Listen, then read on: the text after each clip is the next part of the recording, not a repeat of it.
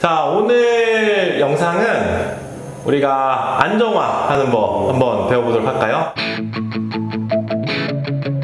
네. 자, 오늘 영상 안정화 하는 법.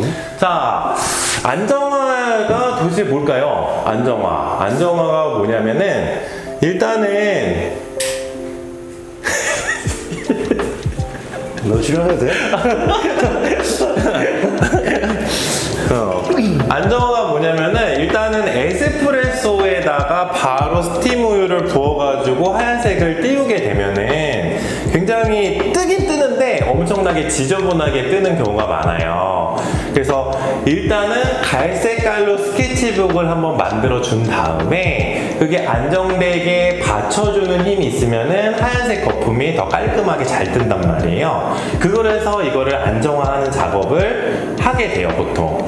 그래서 쉽게 얘기하면 우리 구독자님들은 하얀색 그림을 그리기 위해서 스케치북을 먼저 만드는 작업이라고 생각하면 쉬워요.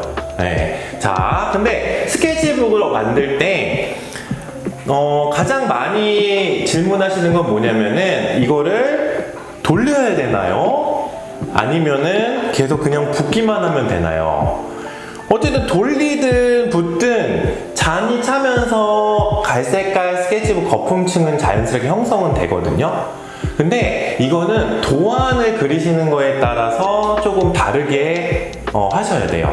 쉽게 얘기해서 밀리는 도안, 예를 들어서 뭐 결이 들어가는 결아트라든지 아니면 로제타라든지 그런 것들을 이렇게 밀려야 되잖아요. 그러면은 여기에 있는 크레마랑 거품층이 잘 풀려 있어야 된단 말이에요. 그러면은 그냥 이렇게 붓는 것보다 크레마를 이렇게 풀어주는 작업을 하시면은 훨씬 더 잘 밀리겠죠. 근데 그게 아니라 예를 들어서 여기 하나를 그리고 다른 쪽에 하나를 그려서 두 개의 도안을 그린다. 그렇게 되면은 너무 잘 풀려 있으면은 얘네들이 하나를 그리고 나서 두 번째 그렸을 때 하나가 찌그러져 버리겠죠. 그래서 이럴 때는 뭐 풀어준 다음에 잠깐 쉰 다음에 시작을 하시든가 아니면 처음부터 안 풀고 시작을 하시든가 그렇게 도안에 따라서 좀 붓는 방법이 조금 다른 것 같아요. 자, 그리고 또 한 가지 안정화를 하실 때는 어느 정도 낙차가 있으셔야 돼요. 자, 컵에 너무 가까이 되게 되면은 처음에는 빨려 들어가는 것처럼 보이다가 어느 정도 거품층이 형성이 되면 하얀 게 그냥 의도치 않게 먼저 떠버리는 경우가 있거든요. 그래서 쏙 빨려 들어갈 수 있게 어느 정도 낙차를 주신 다음에 하시는 게 좋으세요.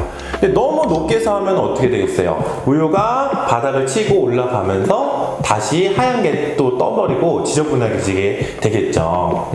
그래서 적당한 높이에서 하시는 게 중요하고, 그리고 안정화를 하실 때 컵이 보이시나요? 컵을, 자, 여기다가 제가 물을 한번 담아 볼게요. 물을. 보시면은, 자, 잔을 이렇게 똑바로 잡게 되면은 이렇게 거품을 부었을 때 깊은 곳이 없죠. 깊은 곳이 없으니까 그대로 들어갔다가 바닥을 치고 올라올 확률이 높단 말이에요. 그래서 얘를 살짝 기울여서 깊은 곳을 만들어줘서 여기를 쳐주는 거죠. 네. 뭐 여기를 쳐줘도 상관은 없는데 여기를 쳐주게 되면은 시작을 하게 되면은 그 수면이 낮기 때문에 바닥을 치고 하얀 게 뜰 확률이 굉장히 높아요. 근데 안정화를 할 때 목적 중에 하나가 갈색깔 스케치북을 깔끔하게 만드는 거기 때문에 이쪽에 깊은 곳을 때려주는 게 제일 좋습니다. 자, 그래서 깊은 곳을 쳐서 얘를 가볍게 풀어준 다음에 막상 그림을 그릴 때는 최대한 가까이 붙여서 이렇게 부어주시면은 하얀 게 그냥 뜨게 되는 거죠. 실제로 되는지 한번 보도록 할게요. 자, 보면은 에스프레소를 이렇게 기울여서 깊은 곳을 낙차가 있는 상태에서 똑 떨어뜨리게 되면은 하얀 게 안 뜨죠? 이 상태에서 이렇게 돌려가면서 풀어주시면 되세요. 그런 다음에 스케치북이 완성이 되면, 안정화가 끝나면 그대로 가까이 가서 부어주시면 이렇게 하얗게 뜨게 되는 거죠. 어렵지 않죠? 네. 자, 여기서 안정화할 때 중요한 포인트가 있는데 낙차라는 개념을 알고 계셔야 돼요. 쉽게 얘기해서 이 높낮이에 따라서 그림이 그려지거나 안 그려지거나 하거든요. 근데 그림을 여러분들이 그리고 싶다고 하면은 쉽게 이야기해서 흰 색깔 그림을 그리고 싶다 그러면은 낙차를 최대한 낮추셔야 돼요. 그리고 흰 색깔 그림을 안 그리고 싶으면은 낙차를 올리셔야 돼요. 근데 우리가 생각했을 때 안정화하는 작업은 흰 색깔 그림이 그리는 게 아니잖아요. 그림을 그리는 게 아니라 갈색깔 스케치북을 만드는 거기 때문에 낙차를 어느 정도 준 상태에서 섞어 주셔야 되는 거예요. 그래서 아까 전에 그 작업을 했던 거예요. 자, 그러면은 요 안정화에 대해서 궁금하신 점들이 있을 건데 그 질문을 한번 들어볼까요? 제가 질문 드릴게요. 네. 그러니까 스팀 밀크 칠 때 그 밀크 폼이 조금 두껍게 나오는 경우도 있고 적게 나오는 경우도 있는데 밀크 폼 양에 따라서 안정화를 해야 되는 이게 양이 좀 달라지더라고요. 횟수라든가. 그게 약간 좀 헷갈리는 것 같아요. 지금은 뭔가 감을 잡긴 했는데 뭔가 이게 논리적으로 좀 이게 정리가 되었습니다. 자, 굉장히 좋은 질문인데 스팀 폼의 크기가 굵을 수가 있고 얇을 수가 있잖아요. 근데 이거를 안정화를 얼마큼 하냐라고 물어보시면은 그 폼의 굵기에 따라서 그때그때 다르게 하시는 게 좋으세요.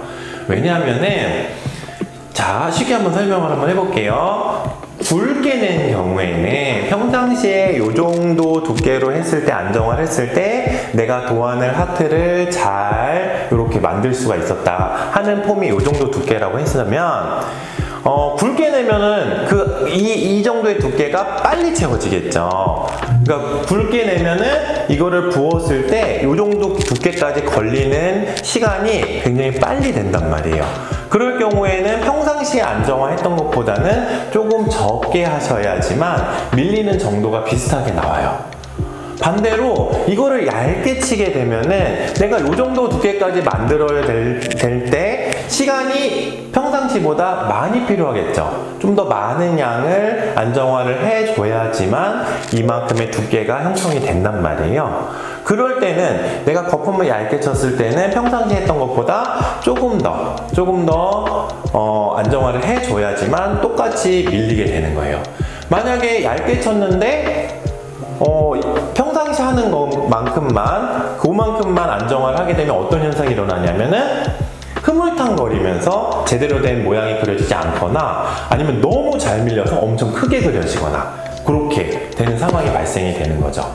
그래서 이거의 질문의 답은 그 거품을 처음 스팀을 쳤을 때 그 두께에 따라서 안정화하는 정도의 양이 달라져야 된다. 그렇게 생각하시면 쉽게 이해하실 수 있으실 것 같아요. 또 질문이 있는데 저는 라떼아트 제가 만든 거 가끔씩 이렇게 마셔보기도 하거든요. 근데 다른 거보다 특히나 흘림 로제타로 라떼아트 했을 때 뭔가 기분 탓인지 모르겠는데 라떼아트 맛이 더 좋았던 것 같아요. 근데 이게 진짜 팩트인 건지. 이게 도안에 따라서 입에 닿는 부분이 달라지거든요. 쉽게 얘기해서 방금 말씀해준 흘림 로제타를 그리게 되면은 우유가 살짝 뒤집어지는 저기가 있거든요. 그러면서 좀 더 입이 닿는 부분이 좀 더 우유 부분이 많이 닿게 될 수밖에 없어요. 그러다 보니까 이걸 먹었을 때 우유를 내가 좋아하시는 분들은, 우유 맛을 좋아하시는 분들은 조금 더 맛있게 느껴질 수가 있는 거예요.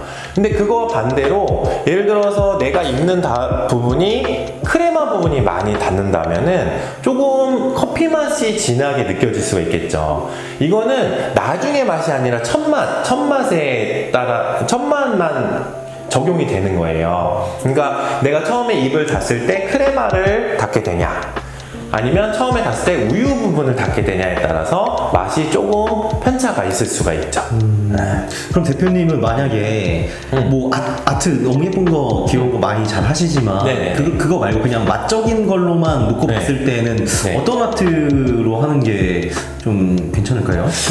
그거는 진짜 사실 기호에 따라 좀 달라지는 거예요. 저 같은 경우에는 우유의 맛보다 커피 맛을 더 좋아하기 때문에 크레마 부분이 입을 닫게 만들어주는 편이거든요. 근데 그게 아니라 대중적으로 라떼를 시키시는 분들이 우유 맛을 좋아하는 경우도 많거든요. 그러면은 우유가 입에 닿을 수 있게, 첫 맛이 우유에 닿을 수 있게 그렇게 만들어주시는 것도 나쁘진 않은 것 같아요. 그러니까 그거는 가게를 운영하실 때나 가게에서 일을 하실 때 얼마든지 자기의 철학에 따라서 만들 수 있는 것 같아요. 네. 근데 여기서 중요한 포인트는 도안에 따라서 첫 맛으로 느껴지는 그 맛은 조금은 달라질 수가 있다. 요거를 이해해 주셨으면 좋겠어요. 좋습니다. 네.